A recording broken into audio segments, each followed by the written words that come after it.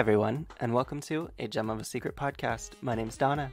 And my name is Coco Gem Holiday. How are you doing tonight, Coco? I'm actually doing fabulous tonight. I'm really feeling my oats. I don't know what oats are, but I'm feeling them. You're feeling them? Is your hand dipped in the oats? It is. Oh, apparently I learned that there's this, and I don't know what it means. And so listeners, I need all of you to come out to like our comment section and help me out with this. So there's this thing in black families, I guess, or black relationships where somebody would dip their hand in water to like before a fight. I don't know what that means. And so I saw it in the show Blackish, and I just really want to know what that means. Like, cause I do too. I'll probably look it up, but no, listeners, you should help me figure out what that means. There's a lot of things in that show that I would be like, okay. That's real black. I had no idea. Yeah. I was raised in an incredibly white family, so I am used to a lot of like unflavored dishes. Party. Yeah.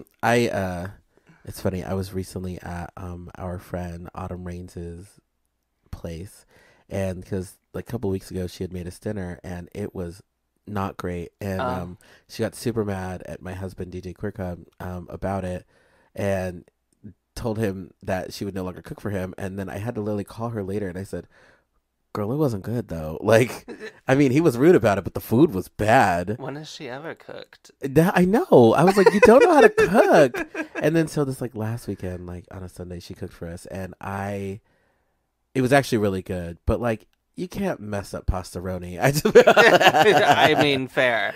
And I do want to clarify. Actually, I did have some pretty good food growing up. My dad was a fairly good barbecuer. You know, maybe... Oh, barbecue's good. Barbecue is good. And that's not an exclusively, like, one way or the other, like, racial thing. I think barbecue is just kind of universally good. And it's a skill that anyone can really master, right? Yeah. Yeah. Honestly, yeah, I agree. And... because I barbecue pretty decently, but I burn my stuff to the ground. Yeah. And I do. My grandmother could cook really well. My mother cooks very well. But we, as a black family, yes, there's every seasoning known to the human race that goes into our food. I love that. It's so tasty, and it does bring out all the flavors. And most black families actually don't use as much salt as you think that they do. It's usually just the right amount. Yeah. Yeah. I love my food extra seasoned. Yeah. I need that. I need some flavor. And actually, it's funny because there is a couple of places in Portland that actually has some dang good soul food. Erica? Oh, Erica's. Yeah, Erica's is good. Oh yeah, we just ate there not recently, but like semi recently enough to where I was like, dang, this food is good. Yeah. Huge shout out to Erica's Soul Food. Erica's soul food is so yummy. Yeah. She has a food cart. She has a food cart. Check it out. There's one on 82nd. Yeah, and she does do catering as well. Yes. Yeah. Donna, what are you wearing this evening? I am dressed as a soothing lavender plant. Cool. Yeah, I'm just really feeling the like purpley pastel fantasy right now. I'm feeling floral and feeling feminine and feeling soft. Aw, that's precious. Little weirdo. What about you? I'm dressed as tapioca pudding. Oh, okay. I dig it. Yeah, it's groovy. It was mainly just because I was just like really wanting tapioca pudding, but instead of buying it, I decided to buy 8 yards of fabric to then make this costume that I'm wearing. Nice. And Nice. I have my hair, so this white wig that I'm wearing, it swoops to the right like pudding. Tapioca pudding. That would be a good drag name, wouldn't it? Tapioca pudding. Oh, tapioca pudding. Yeah. Oh, that'd be a good drag name. Yeah. Any kind of thing ended in pudding, I think is good. I love pudding. So, listeners, just real briefly here, I want to ask Donna, what is the one thing you are most self-conscious about in drag? Ooh, in drag? Yeah. Like, what's the one thing that you're just like? Because in everyday life, I have like 5,000 things.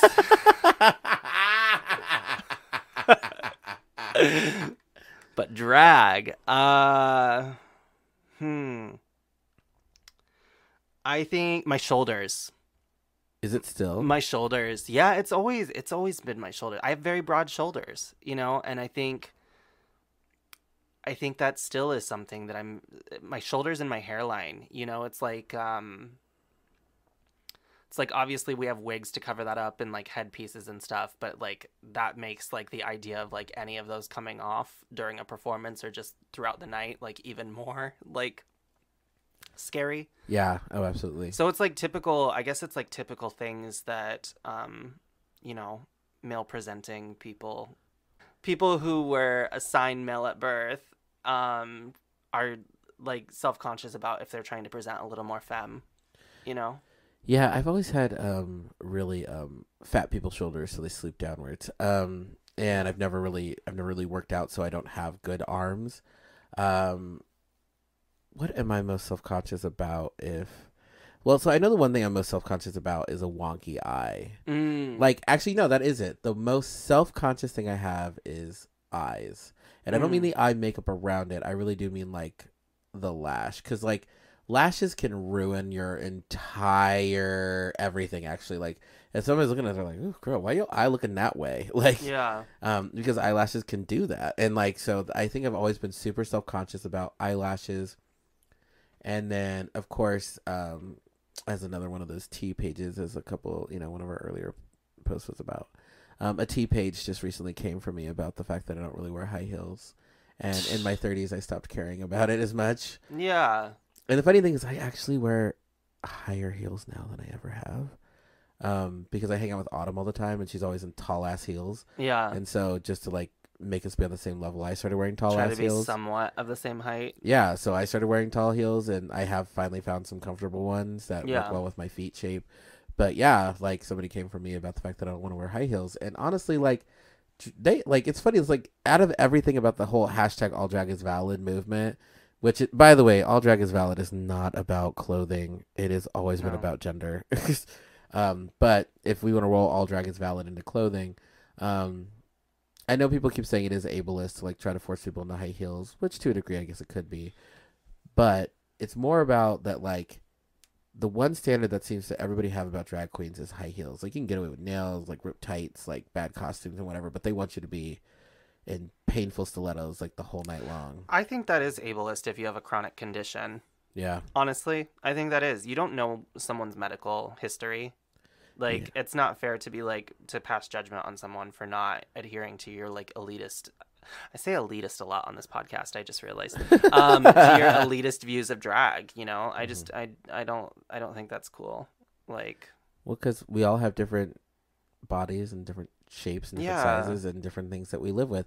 The very first time I had a gout attack when I was in Portland, I got raked through those coals because I had a cane. And I was like in like my slippers pretty much for everything that I was doing for that like couple of days when I was like getting new medication, and people were just coming for me consistently, and I actually had to say online, I was like, hey y'all, like I have gout, like that's and it's in my feet, and so yes, I have a cane.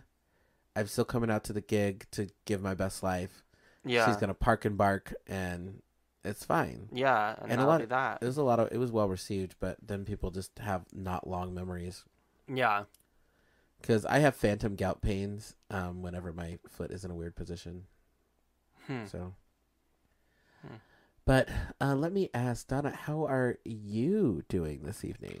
Well, Coco, I'm excited because we have an interview with someone that you interviewed while at Austin.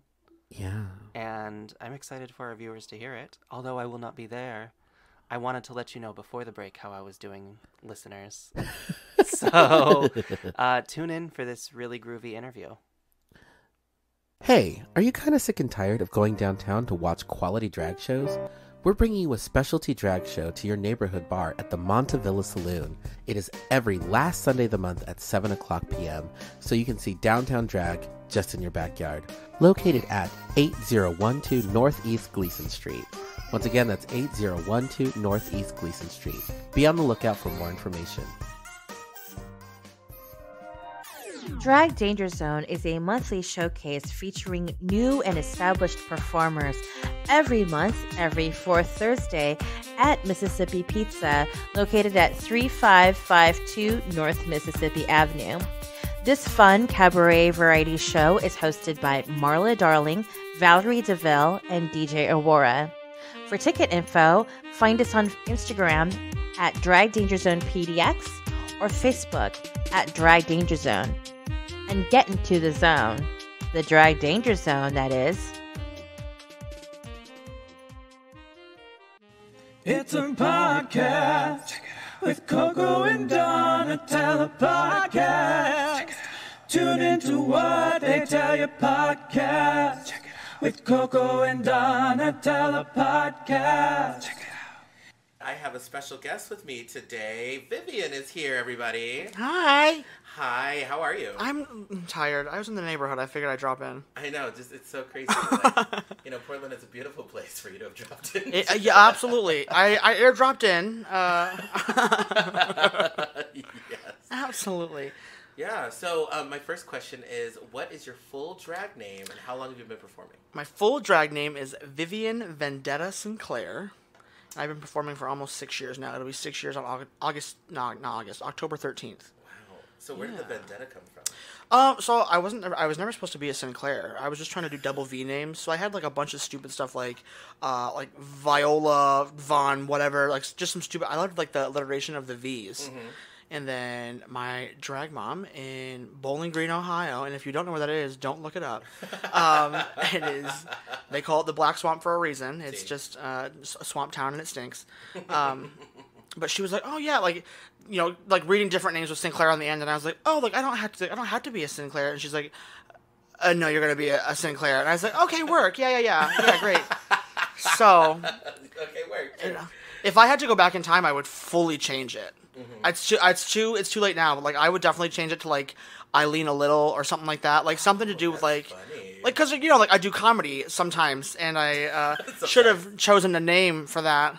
Yeah, I think do we all start drag and think that we're gonna be like gorgeous and beautiful? We all start because we all see. It's funny. A lot of us like to pretend like we're inspired by something that's gonna be like really like intrinsic, but really like when we all first get into drag, we're like, oh, I want to look gorgeous. I want people to, think that I'm this person or whatever like that. And then like that's how it always starts. And then later when you actually get established, figured out who you are in drag, because nobody ever understands. And find out the extent of what drag can be, because like we're only given so much at the very beginning. You're given this like sliver of what you can actually. Yeah. And it sucks. So like I've been on a mythical journey of wanting to change my drag name, and then after getting on Camp Wanakiki, people are like, well, you can't change it now, that'll mess up your branding. And I was like, well, no, you can't. Xenon TV with like a message. She would like a conversation, please. And Xenon TV, yeah, especially because Xenon. What season was she on? And they'd be like, she's dead to us. We don't know what season she was on. Yeah, she's super dead. They think it's.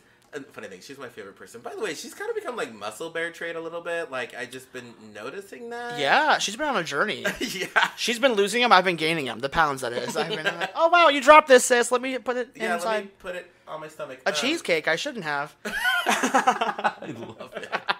Oh, my goodness. So, you were on Camp Wanakiki Season 3. I was. Which is super exciting. Yeah. So let's start with the basic question, because a lot of our listeners always want to know this, because, like, in any platform, like Dragula, Drag Race, or whatever, people want to know, like, how'd you get on, and then, like, what was your reaction when you got the call? So I, we did it was obviously, like, beginning of the pandemic, like, the deadline for auditioning was, like, March, and then the world ended, and we were like, and they extended it. So we were sitting at home bored, and I was like, I could probably whip something up. But I had met them when Toledo Mary's had opened, Toledo Hamburger Mary's in Ohio. That's where I was during the pandemic, is where I was, like, stationed. I don't know how we... So I met Ashley at the opening of Toledo Mary's and got to perform and do some dumb stuff. And everybody that was there in Toledo was like, oh, you should check out, so-and-so. She does dumb stuff. And I was like, okay, that's... So I started that relationship there, sent in my tape. Hopefully it was dumb enough. Apparently it must have been dumb enough, at least. And then finally got that call back. I was working at the time as, like, a hotel front desk person, so I was there until, like, 11:30, and then, like, had an hour drive home. Mm-hmm. So I got the call one morning at, like, 10:30 a.m. our time. Mm-hmm. It was in bed. And she was like, I think it was Sherry, and she's like, is this Vivian Vendetta-Sinclaire? I'm like, that's the number you called. Are you kidding me? Like, this is the Facebook Messenger you called. Of course it is. Who else did you want it to be?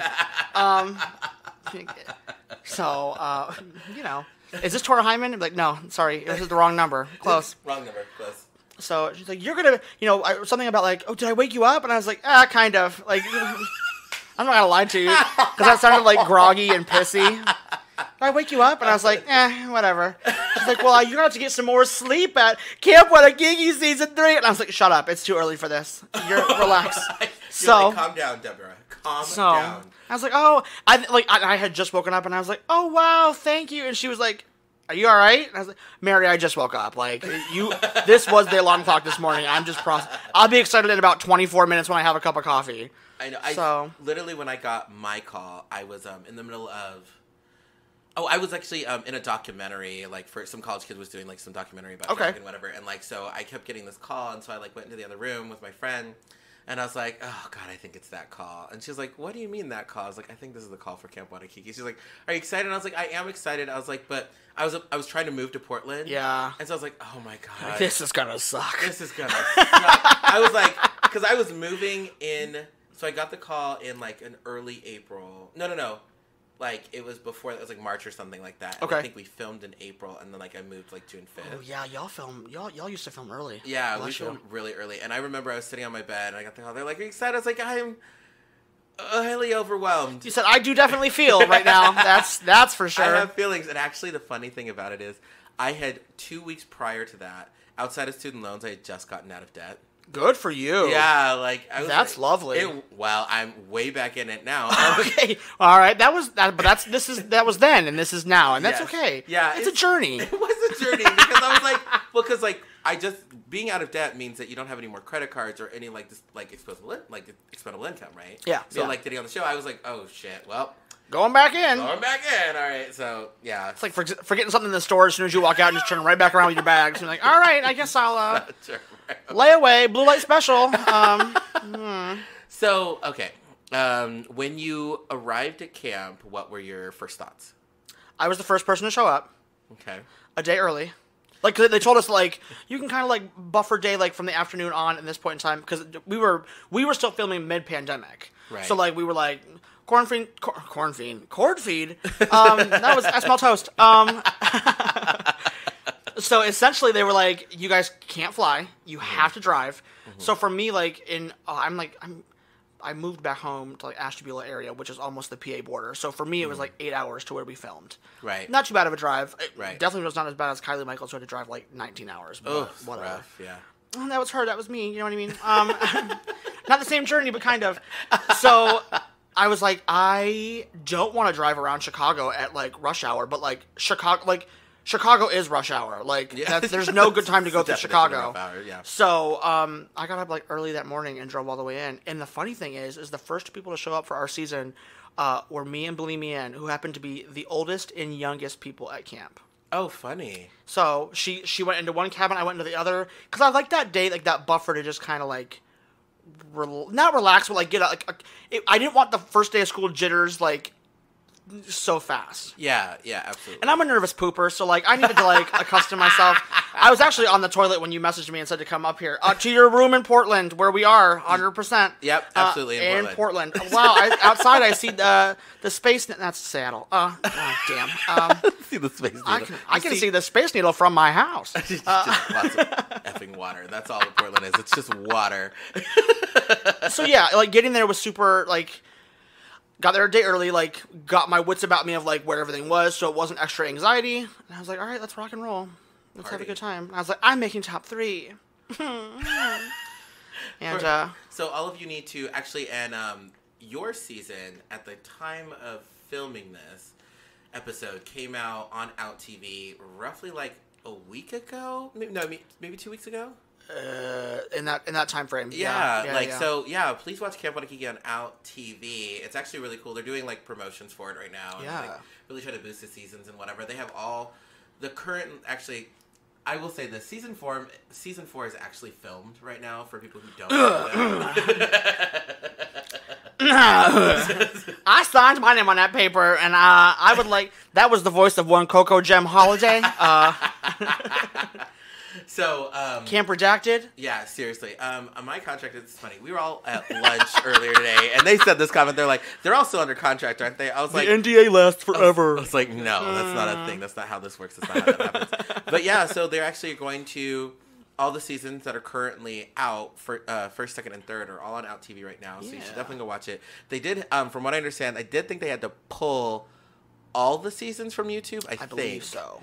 I think you can still catch the rec rooms and some of like the bonus features on the YouTube, so like that's still very much so worth a watch. Yeah. The rec room, I really enjoyed that we added that our season. Yeah, which sucked because like that's one of the things that people kept saying is like with season 2, they were like, y'all should have had that. We didn't know. They're like, we didn't know y'all. Because the thing about camp is, because, you know, Vivian's still under contract, is like you kind of build a character. Like, it's still your character, but you have to add things onto it for, like, TV stuff. Like, you know, like, to make this character that you already build that's already larger than life and make it even larger and fit into that shtick. Because of the drag that we do. Like, that's, you know, like, we're very, like, character-based, character-driven, like, ha ha ha ha ha. Yeah. Yeah. And it's just was so, and so it's interesting because I actually thought your character, which is funny, I didn't realize that you were the youngest on set, was, like, really realized. Like, thank you so much.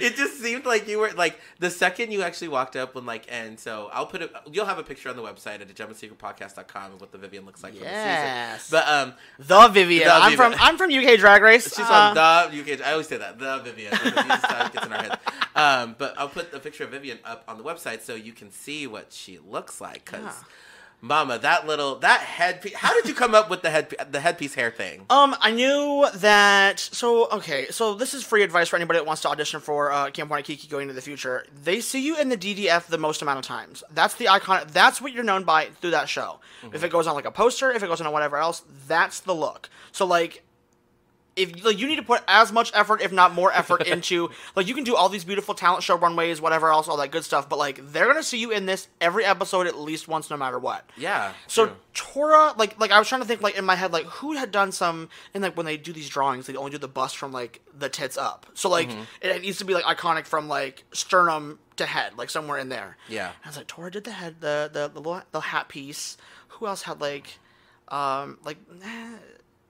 Dominique did like the baseball cap and the braids and whatever. So like things were like recognizable just like from the sternum up. And I was like, what could I do? What would be fun? And I knew like I thought I liked physical comedy a lot.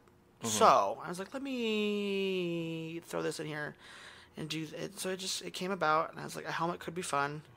It's very, very visual, very like, got it. So it was, it was good. Yeah, I really liked it.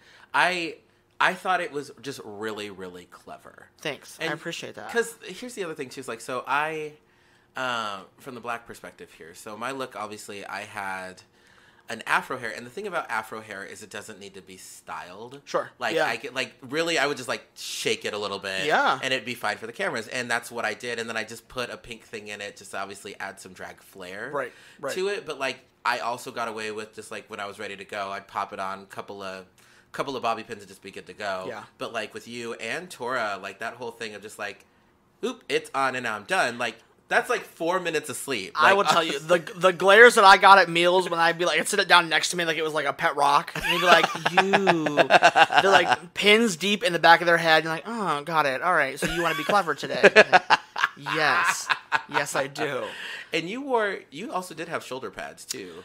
No, I'm just built like a truck. Wait, no, but you had like elbow pads too. I had elbow pads. Yeah, I had knee pads. I had little glovelets. I was trying to go very like Sheevel Knievel of Camp Waikiki. Yeah, it looked very. It did actually. Yeah, no, that would kind of. It didn't sell it all the way, but it was like a hybrid, like Derby Girl, Sheevel Knievel, like some stupid. I wanted it to be iconic because like you see that all the time, and yeah, because I actually. But here's the thing that's smart about it is so like people don't realize this. There's not like there's not a set for Camp Waikiki. We're actually in the woods. And so it made sense to me, like the look you put together, because then, like, even if you did fall, you actually had the padding. Like, that was like, so when I was like, oh, that's why I was like that. I just had to stop and just talk about that look. Well, for the ropes course, like they sent my DDF to like the camp directors of the actual camp that we were filming at for like the high wire, like ropes course, yada, yada, yada. And they were like, can she use this helmet instead of like the safety equipment helmet? And they were like, yeah, it's such and such certified. Like, yeah, she can use that for like her wow. ritual. I didn't So I know was that. able to use legit my helmet for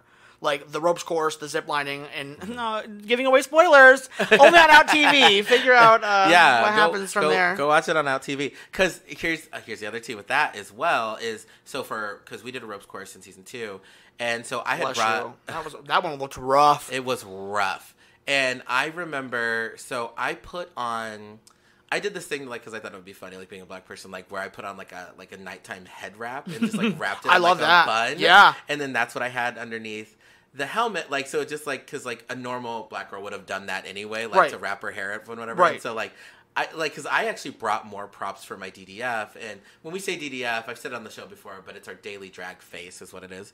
And so I had an umbrella, I had a fan, I had that pink head wrap or whatever, so I could mix and match clothing right. depending on whatever the hell they needed. When other people were just like, "Well, this is what I have. This is what I brought." And I'm like, well, yeah. I mean, well, that's the thing too. Like everybody. Thank God. Well, I mean, do we want to pretend like they haven't seen like the show yet? Or we how do you want to spin this? I think let's not give away like too many like detailed spoilers about like when you go home or whatever, or if you win or whatever like that. So they were like, okay, when we're gonna do like this water challenge, and I came into it and I was like, whatever like.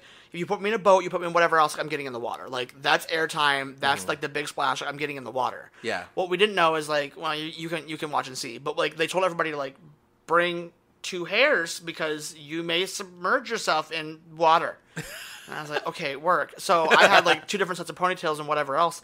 But, like, some of the girls that had these styled hairs and whatever, like, those mornings were much longer for them because they were trying to get everything...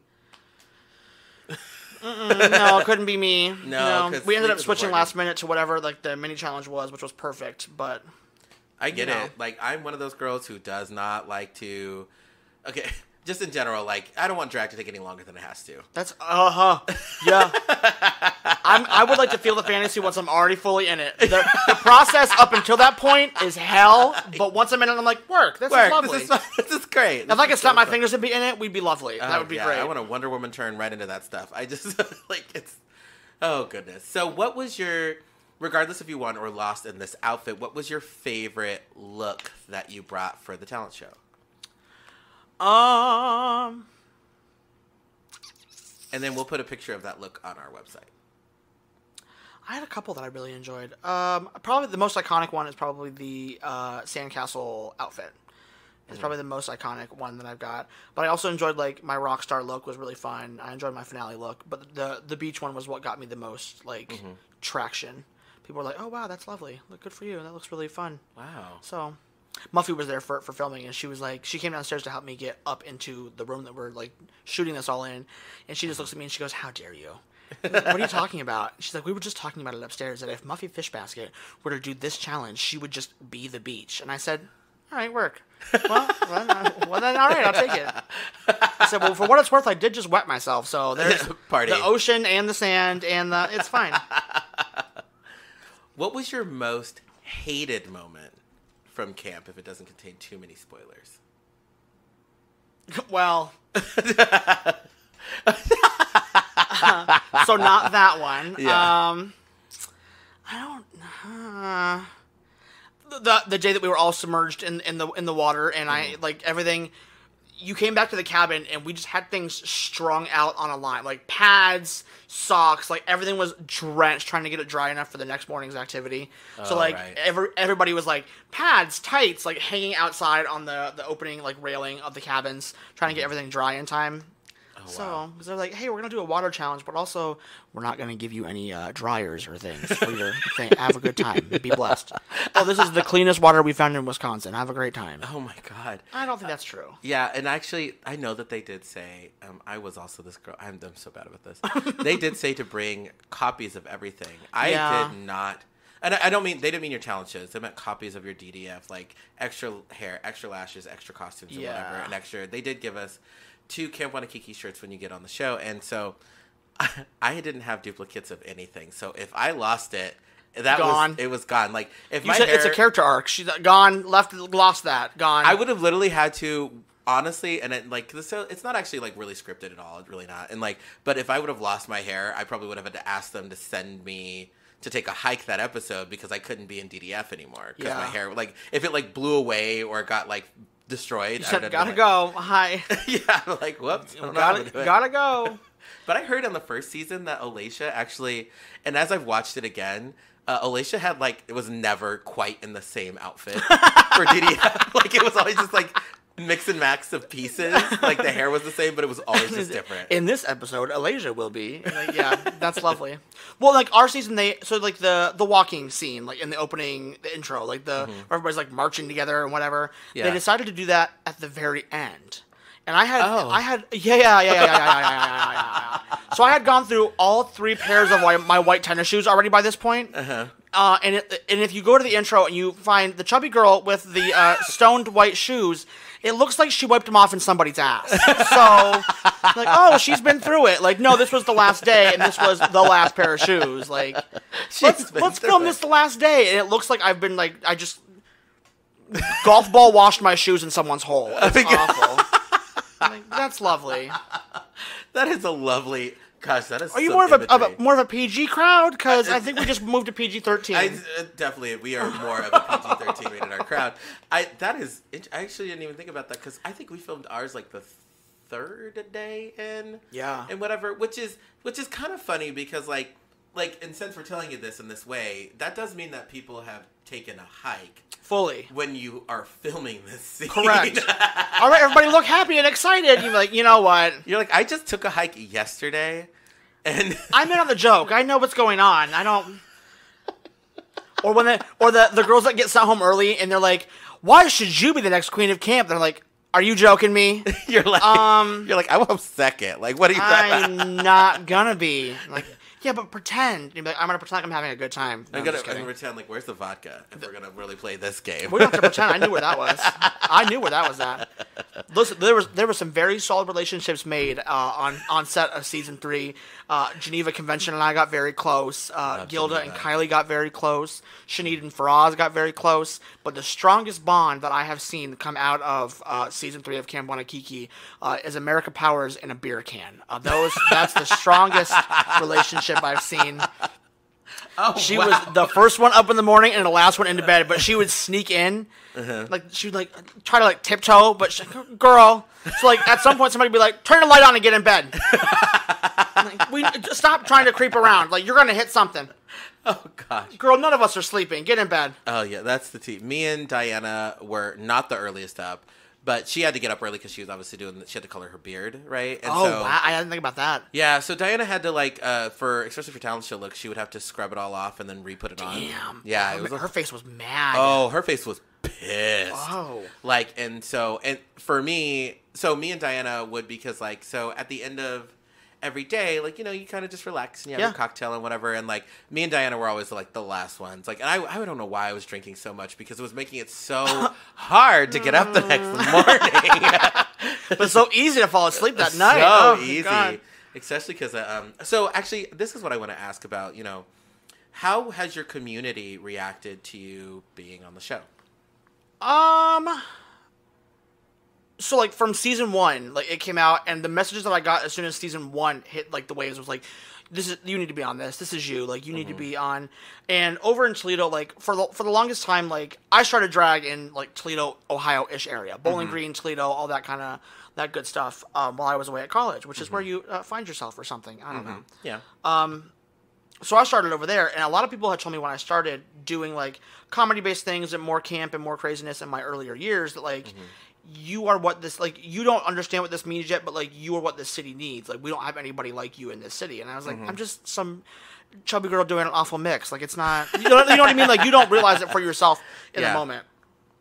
So once I got on, it was very, the Toledo community was very uplifting and yes, you're supposed to be there. That's supposed to be you're supposed to be on this thing. We can't wait to see you win. And I was like, stop. You're like, please, no, no more. Stop. You shouldn't have. I'm gonna blush everywhere. So, and then originally I'm from Ashtabula, Ohio, which is a little town in the middle of it's a county in the we call it Cleveland, but it's 45 minutes out, so it's not Cleveland at all. Sure. But they were really receptive too, because I brought drag to that city, and we packed that bar every time. And it's just a bunch of, straight white people that just want to see something that's from the big city, and you know what I mean. Like, I get when it. You bring fully. something like that out to somewhere, like they're very appreciative of it, and they don't know everything about it, but they're like, oh, you're doing something. Like, this is I can appreciate that you're doing stuff. So it seemed very uplifting and fun. The attendance at my viewing party says otherwise, but they said, you go, Glen Coco. We're gonna stay home today. Actually, but we love what you're doing. We're just gonna watch it at home. Yeah. Oh my gosh, our viewing parties were not well attended. But no, the funny thing about it is, it's like I know that show in some shape or form, and this is what I actually think. Like, so if I show this episode to the Sugar Bakers, I'm going to tell them that they really do need to work with influencers. Like, they do need to pay influencers to talk about Camp Wanakiki, because that's kind of how you do marketing nowadays. And I feel like the second that Camp Wanakiki gets in the sights of like somebody a little bit more famous, like, it'll blow up. Yeah. Because the thing is, the show is like good quality enough. Like, the drag is fun. And the campers are interesting enough to where like it's just going to blow up, and like. And it sounds like they're going to keep continuing to move with it. They just need to work on their marketing and promotion to like get it in front of the right people. Well, and the thing right now is, I think that Camp Wanakiki is a very niche market reality show in the drag community, because if you're, hey, do you like drag? Like, oh yeah, I love RuPaul's Drag Race. Like, that's not what I asked you. So like the casual drag fan that doesn't really know drag on a deeper, feeling, they only know that surface level stuff. And they're even just starting to get into Dragula things. And we talked about this on the way back from breakfast. We were like, Camp Wanakiki, like, campers are very self-aware people, I think. Yes. In terms of like, yes, we were on a TV show, but we also know that like, not everybody knows about that TV show, so we don't have egos about like, oh, I was on Camp Wanakiki. Well, I was on television. Yeah. Which is like, and we're also trying to spread that growth, that wide audience of like, oh, I love what you're doing. I love what you're yada yada yada. Like, oh, great, you should watch me on this show, like online. Like, there's more content of me at home, like while you're at home to see me. Yes, absolutely. I think I'm having a stroke. But yeah, I think it's well, I had toast earlier, but it was. But it's one of those things where like we're very self-aware. Like, I can't tell you how many times I've been like at a show where somebody's like, "Who knows what Camp Wanakiki is?" and there's just crickets. I'm like, let's not do this right now. Let me perform. But like honestly, like let me perform, and then let me try to like throw it out there once I'm done. Like, oh hey, like I'm on this. If you enjoyed what I did, like you can catch me on this TV show. Like, it's really fun. It's yada yada yada. There's 3 seasons. Enjoy yourself. Dive in. Because people just don't know that it's there a lot of the time, too. Right. Well, and that's actually how people market podcasts nowadays. Like, so you will be on an interview on a TV show, or you will do something really amazing, or you'll go viral in some capacity, and then you say, oh, well, if you really like that, I have a podcast. Like, that's how you market podcasts nowadays. You just don't share it because nobody's going to listen to it. Yeah. They'll listen to it if they like you, and that's the same thing with Camp Wanakiki. So that's a good point. I should actually maybe talk to some of my producers and host friends about that, because, like, introducing us from Camp Wanakiki doesn't really work unless you're at like the Austin Drag Festival. Yeah, like, that's where it works. You want to find the people that are already seeking that out to be like, oh yeah, I love you guys from that. And it's so I think it's weird for us because we are so self-aware. I perform for predominantly like straight white crowds. That's like that's geographically that's where I'm at. Like, and I understand that. Mm-hmm. So to be able to come to somewhere like this, like, oh, you're Vivian. I'm like, no, I'm just. I mean, yes, but like. But like, don't do all that. Like, I'm just like some girl with a helmet on. Like, you know what I mean? Like, we're so self-aware that we know that it's not like this huge thing. So like, when we're recognized out in public and like at things like this, it's super like star-strikey for us as like. Yeah. For me, I don't want to say us. I don't know. No. It is. I think, well, for some of us who've made it like a little bit bigger or whatever, like it is surreal. Like being at the Austin Drag Festival, it's like they really know what that show is, because Camp Wanakiki has done auditions here for multiple years, and a lot of the people from the show have been at this festival. So like I was literally just sitting in the van yesterday coming back from a gig, and I was like, somebody was like, oh, who are you? I was like, well, my name's Coco Jim Hollis. She's like, oh my God, I love you. You're just like so, and like it was a whole moment, and I was just like, and it's so rare for us because we don't get it. I mean, which sounds like so shady, but like some Karen over at this brunch is like, I love your costume, and you're like, oh, thank you, but like. Like, where are you from? What doesn't matter? Here's $1. You're like, thank you. I think it could have been a 5, but go off, sis.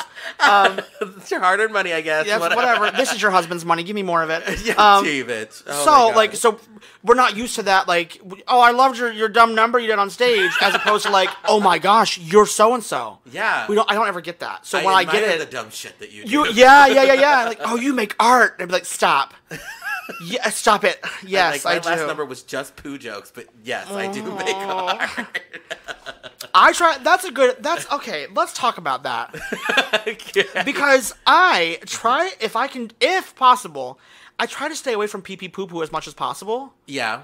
Because I think it's one of those things where, like, in the drag community, a lot of other people look down on us because they're like, oh, you just make, like, fart jokes and things. Like, your drag is just, like, fart jokes and sex and stuff. And that, like, I'm like, yeah, well, yours is just a ballad. But, and you do it beautifully. But, like, so I try to make an effort to, like, what's funny that's not... Yeah. Surface level, pee pee poo poo, whatever. As I just did a fisting talent at National Comedy Queen. All right, whatever. As one does. As one does. But like, yeah, but I think it's like, I think a lot of us from camp have been able to show the wide variety of like what comedy drag can be, and it's not just like that girl in the scene that's like, oh, let's do a fart joke, let's do boy as a bottom, and I was like, okay, relax. Yeah, just let's calm it down a little bit. So like I like a lot of bait and switch comedy, so and then I do a lot of political comedy. So like one of my numbers, actually I did it at the festival when it was in person at the Austin Drag Festival. What I did, it's a number, it's Party in the USA, but I intermixed it with like horrible things that like Donald Trump has done. Work. And it just kept going back and forth with that. Work. And it's like, and there was this speech about like this guy had misspoken, said this totally racist thing or whatever like that. So it said party in the totally racist, something like that. Yeah, and yeah. And it just kept going back and forth, and it's so jarring for the audience, but it's also really funny. Yeah. And like, so people were like laughing the whole time because like people don't, and like I was like dressed like a country, like, you know, United States like girl, like, and that's what I did with it, and I just had so much fun with it, and it's because comedy does come in different layers. Yeah. And they think that. The funny thing that they also think about camp, if we're going to talk about this, they also think it doesn't involve good makeup.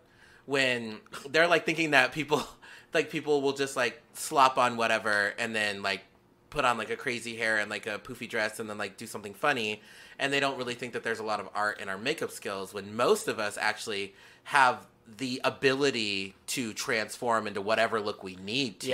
Yeah. Well, and I think a lot of us, and I mean, I'll speak for myself. Like, I know that a lot of my appreciation of like that camp, that comedy drag is based in like that old school rooted glam, like your Carmela Marcela Garcias, your Dina Martinez, your Miss Richfield 1981s, like girls like that, that names that you've never heard before that you should know. Yeah.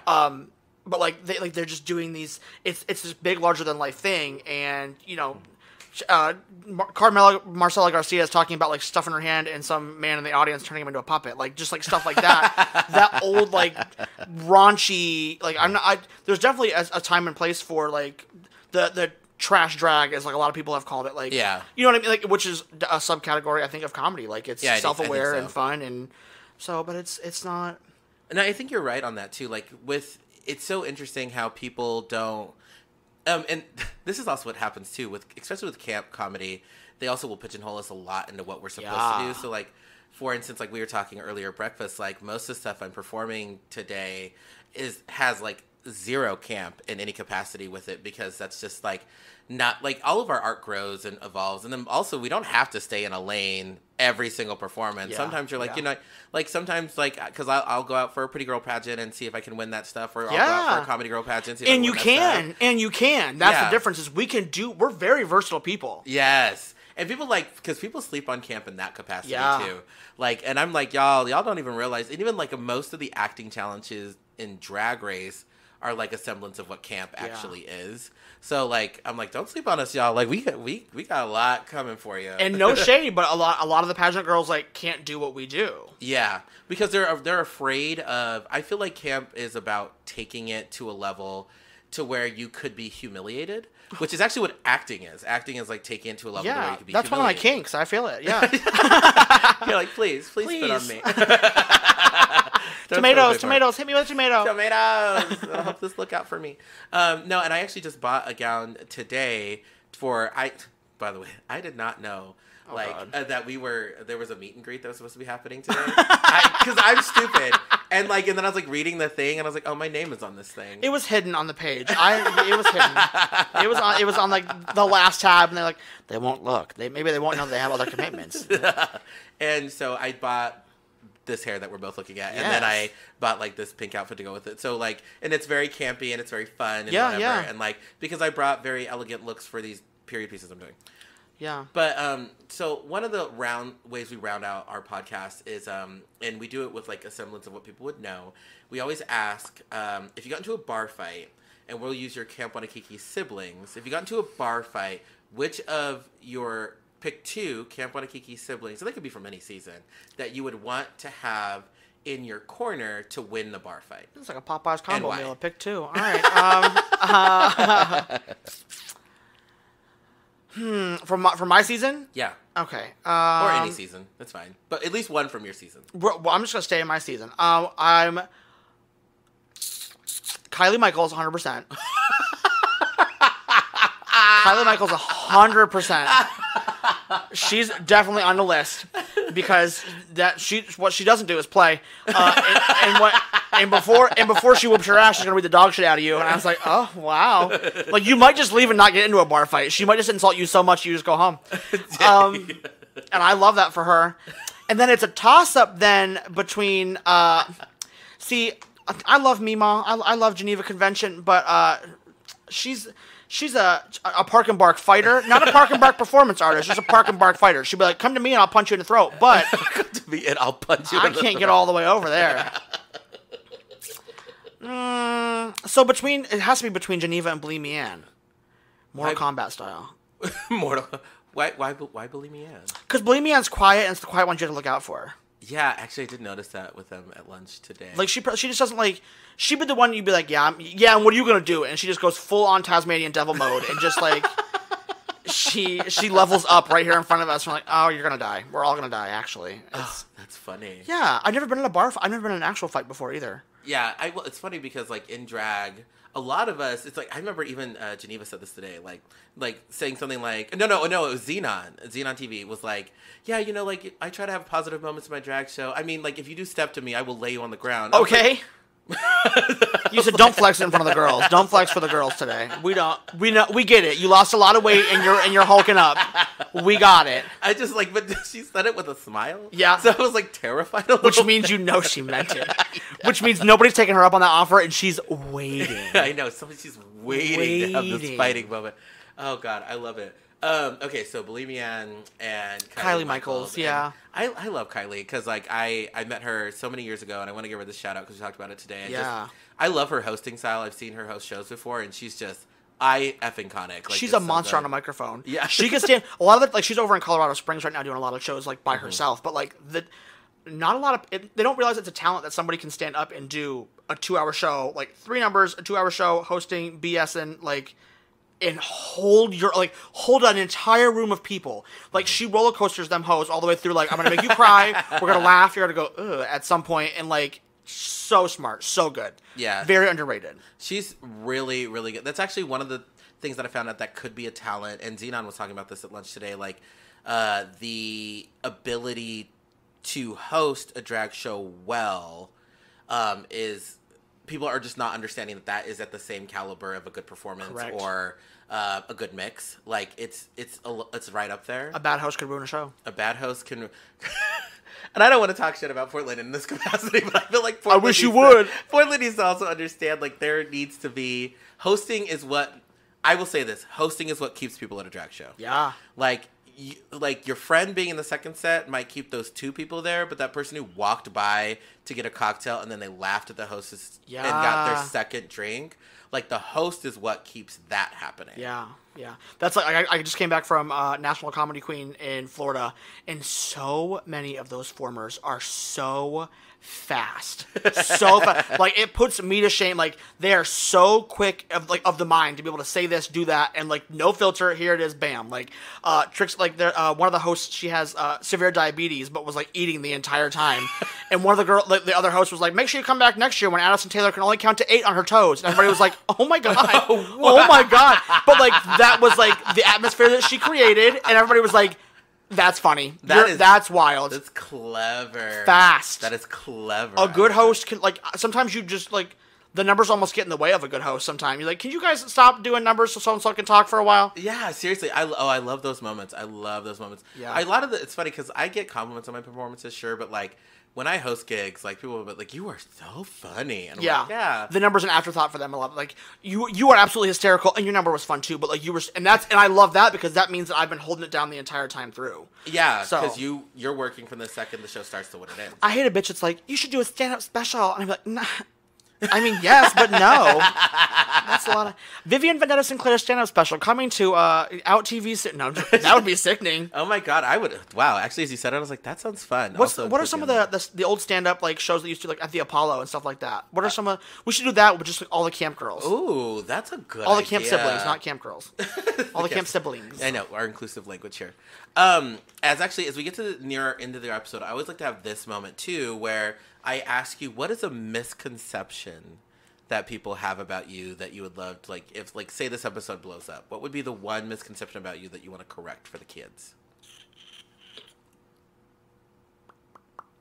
That's a hard one. Oh, You're like, everybody likes me. You make the guests think. I know. That was a really good vibrato. Thank you so much. Oh my God. I do a Gilda Wabbit impersonation that Geneva Convention adores. Singing Miley Cyrus. Anyways, I don't know. Like, I think that's a good Coco Gem holiday. Not stumping the gals. Well, because a lot of people, the funny thing is everybody immediately goes to haters, right? And Yeah. And if I was asked that question, like, just to give an example and give you some time to think, if people are like, what's the biggest misconception about you? Is like, one thing that's kind of happening recently, because with the pandemic, like, especially in Portland and kind of around the country too, it kind of went back to the normal time, because back in the day, drag was 9 p.m. Yeah. Like 9 Yes, p.m. is God. like kind of roughly 9 p.m. Yeah. And 9:30 or 10. And with the pandemic, because everything was closing sooner, drag kind of moved to 7 and 8 p.m. Isn't that so hot? Oh, God, it's hot. Oh, and in it's bed by early. 10 o'clock. Oh. And it is, but like, it's also like, I loved going to bed so early. That was so Yeah. fun. But what also happened, because I have a 9 to 5, drag Gotcha. starting at 7 Bless your heart. is rough, especially if you want to like do something dynamic or crazy or whatever like that. So I've been kind of just doing the same face with different colors, because Yeah. it's as fast as I can get it on to get to the gig in time. Yeah. And so people are like, they're like, oh, you're not really dynamic. My misconception would be like, if I have time, Mm-hmm. I can be dynamic, but a 7 o'clock drag show start or an 8 o'clock drag show start does not lend itself for that kind of a face. Well, and like one of my things, like in that same groove, like I tell myself, as I'm like, if I'm getting in my head about like me putting a face on, I don't like this, I don't like that, I literally look in the mirror and I go, they don't come because I'm pretty.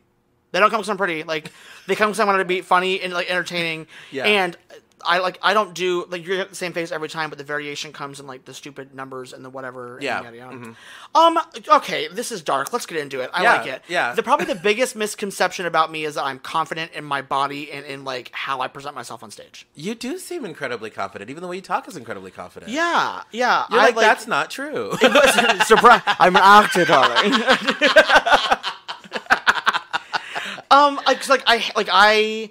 I don't like my weight. I'm not a fan of like the way that my like back is arched and whatever else that I can't help. My neck, my whatever else. My neck, my back. You really did. You're like, my neck, my back. You're like, I mean, like the way that like my feet bow out, like all kinds of things that I see that I like realize. I started doing drag to try to find an outlet to feel beautiful because I couldn't feel beautiful as Zach. Oh, wow. So we got real. Listen, serious I'm giving for a you second. the up and down. This episode's never gonna make the air. It's gonna be flagged. And you'll be like, no, I don't know what was happening, but it wasn't an interview. I don't know what happened on this episode. So yeah, like that was when I started drag. The first drag queen that I saw on TV was Ginger Minge, and I was like, somebody like me can be that size and short and stout and like and have like a little bit of a back thing and whatever else and still be beautiful. And I never saw that possible for me. Wow.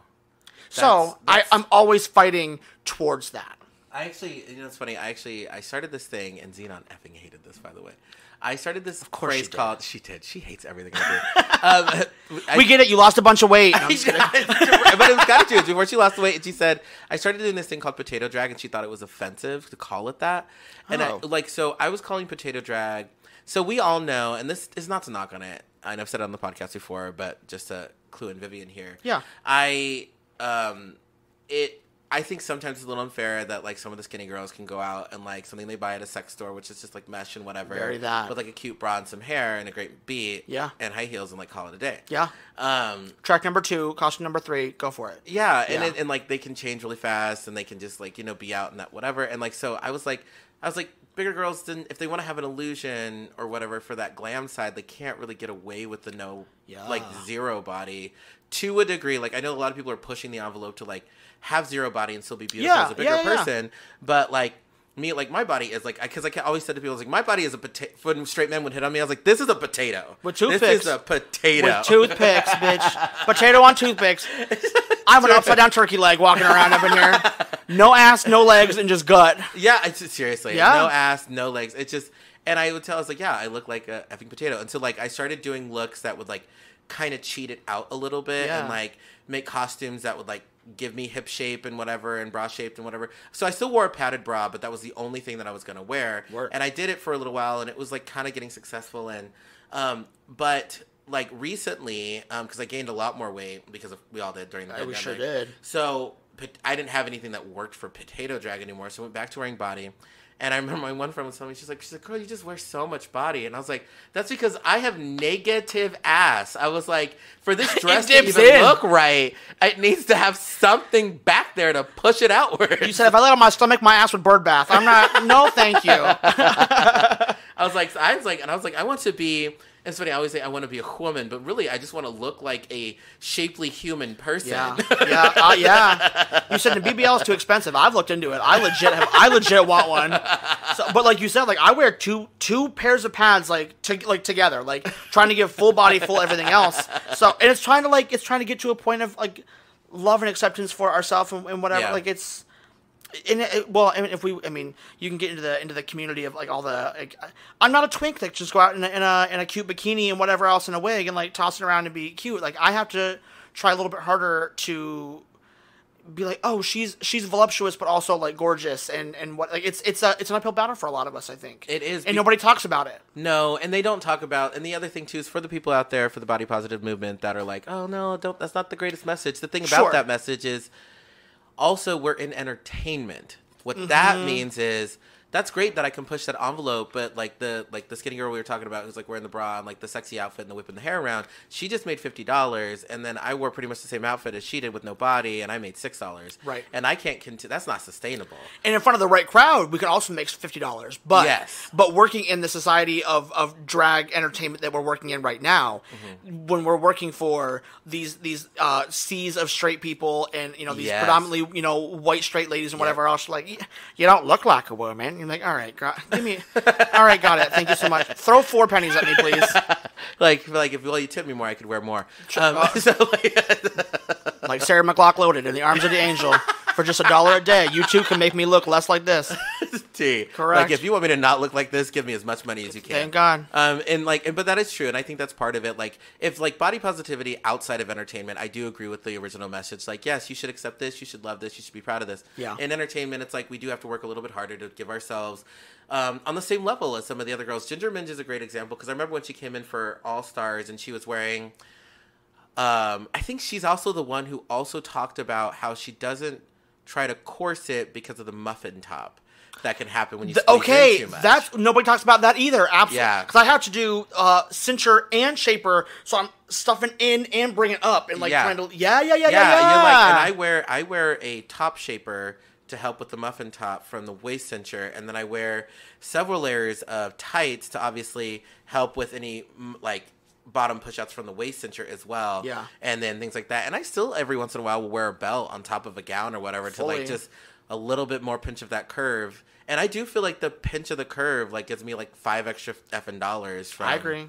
Whatever. And I do believe that like your art should be what you want it to be and it shouldn't be uncomfortable, but I also need to make it sustainable. Yeah. Like it just has to be sustainable. Yeah. And I feel like the world will maybe change someday. It's like Lizzo's pushing that envelope and whatever. But even Lizzo, like her body, like not to talk about women's bodies, but even her body is curved. She's proportioned lovely. She's proportioned lovely. And like as drag artists who are men to women, I'm like I said, I'm a potato. Yeah. I don't have what Lizzo has. Correct. Correct. And it's going to cost me a lot of money if I do. Yeah. I want you to suck it out of my stomach and stuff it in my ass. Oh my God, I've heard that before. God, your orgies sound fun. It's just me eating in a bed naked. I would pay for that. $5.99 on OnlyFans. Any more than that, and I'm not down, Vivian. I'm not down. I start rolling in cheesecakes. See, that's $7 worthy. That's a band name, Rolling in Cheesecakes. Rolling in Cheesecakes. So, last but not least, what things would you want to promote? Like, do you have like shows or things like that you want to like give notoriety to, or like are you things that you want to market? I mean, obviously, I'm on the social medias. I really enjoy like I try to be more visual art and all that good stuff. So like I do love the Instagram. So find me on there. I think it's Vivian Vendetta_Sinclaire. I just broke 2,000 followers. I wish that was more, but I will take it. I'm on Facebook, all that good stuff. I'm trying to... I have a monthly show in Geneva, Ohio, and if you've never been, sorry. But it's the vacation destination of Northeast Ohio. We're on the lake, Geneva on the Lake, Ohio. We do a show once a month, sometimes twice a month at the Cove nightclub. So I'm very proud of that. We just celebrated 5 years. And I have some more stuff popping up if you're over in the Northeast Ohio area, you know, over in Pennsylvania area, whatever else. Yeah, follow me and try to figure out where you can find me. Do some stupid stuff. I've been getting on many an airplane this year, so I'm very, very grateful for that. Yeah. And there's nowhere that I will not travel probably. That's fun. I don't have my passport, so what I'm hearing is if I make it to Ohio, you're going to put me in your show. Yeah, I'm trying to do a thing where I have like a Youngstown gig, a Geneva, Ohio gig, a Painesville gig, which are all in like 45 minutes of each other, and do it like a Friday, Saturday, Sunday. Oh, so that way I can like bring people in and be like, I know that I can get you these gigs right in a row. Right. And they're mine, and I don't have to worry about somebody else like being able to like take care of it for me. You know what I mean? Like, yeah. As show producers, you're trying to like, hey, can we put so-and-so on your show too? Like they're coming in from out of town. And it doesn't always work because it's not their idea. No, and the funny thing is, like, I've noticed that it doesn't always work, and that's what really sucks. I really wish that show producers, because like even people would be okay like to like round out their money for a trip. Like, this is the paid booking, I'm bringing them out there, but if you could put them in a tip spot tomorrow because they brought this drag, that'd be super great. And they're like, we're full. I'm like, full what? I literally somebody from out of town wants to give you free entertainment, like, but you're full. You're full. How about you cut one of the other hotspot girls? I said what I said. I said what I said. She can do the after party in the parking lot. Yeah, absolutely. Oh my God, I love that so much. Well, thank you, Vivian Vendetta-Sinclaire. Thank you. By the way, I do like the alliteration of the V's. And was it supposed to be a play on V for Vendetta? Because that's what it kind of sounds like. No, not necessarily. Because I'll take it. Vivian Vendetta. It sounds like V for Vendetta. Well, then yes, it was intentional. If that's what it sounds like, it was on purpose. Yeah, Scott, we're working smarter, not harder. Yeah, absolutely. So I'll have all their social media information posted on a gemofasecretpodcast.com. Whenever this episode comes out, which will be well after when we filmed it. But this was super exciting. I'm so happy I got to sit down with you. Me too. They're currently ranking #1 as my favorite person to have met at the Austin Drag Festival. It's still early. And they haven't seen me, in Geesh yet. I just look like that weird black dude walking around just stalking people. Stop. We had a lovely time last night. I don't know. Yeah, it was fun. Actually, and because you do perform. No, you perform after me, so I definitely get to see you. I might miss Xenon. I don't know if I want to miss Xenon.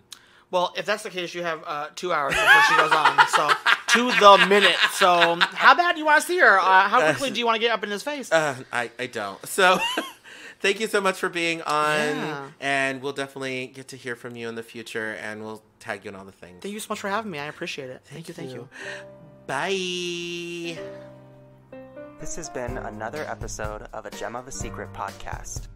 The hosts of A Gem of a Secret podcast are Donna and Coco Gem Holiday.